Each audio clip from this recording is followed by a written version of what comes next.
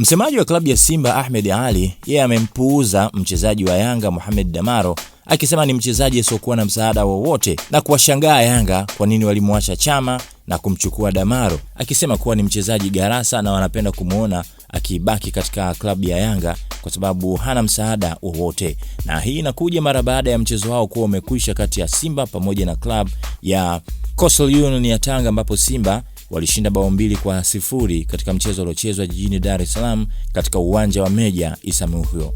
Sasa akizungumza na waandishi wa habari ambao walimuuliza swali hilo baada ya TFF kutoa maamuzi ya kutupilia mbali shauri lao waliokuwa wamelifungua akitaka Yanga akatwe pointi kutokana na kumchezesha Mohamed Damaro, akiamini kuwa Yanga imekiuka kanuni kwa kuchezesha wachezaji 13 wa kigeni badala ya 12 kama ambavyo ligi kuu inaruhusu ya Tanzania bara. Sasa yeye akawa amesema kwamba wao walihitaji kupata tu ufafanuzi wa kisheria na kwamba Damaro hana msaada kwao, hata wao wasingeweza kumchukua kwa sababu ni mchezaji wa kawaida na hana lolote. Kuna video ambayo inasambaa katika mitandao ya kijamii ambayo inaonesha mahojiano hayo na akizungumza tena akiwa anacheka kabisa.